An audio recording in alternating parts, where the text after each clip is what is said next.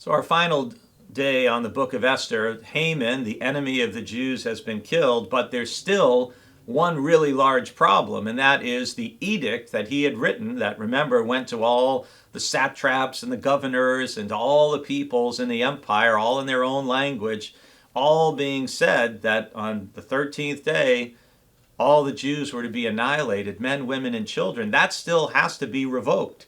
And that's what we read about in chapter 8.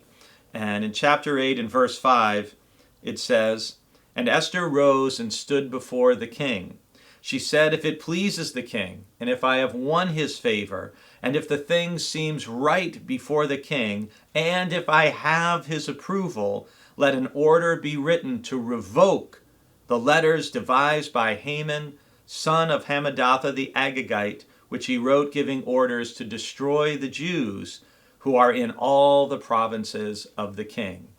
So this, of course, is necessary in order to spare all the people.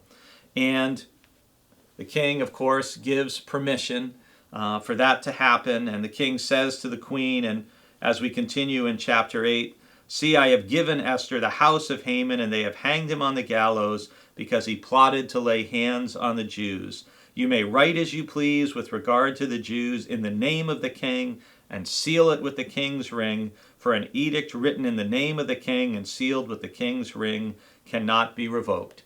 So they bring the secretaries in and they take care of that. And as Shakespeare would say many centuries later, all's well that ends well. And it's a great tribute to Esther. There are only two books in the Bible, as I've said in a previous devotion, that bear the name of a woman, and that's Ruth and Esther.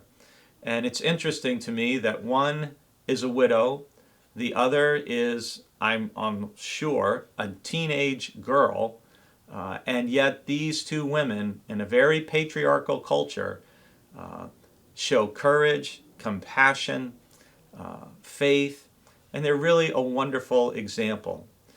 There are always, as we're moving through these early books in the Bible, there are some violent things, as there even are in the book of Esther. But it's helpful to always be looking for the lessons of faith and love and compassion, what Paul many years later would call the fruit of the Spirit, and how we see those qualities in the people we consider the great people of our faith.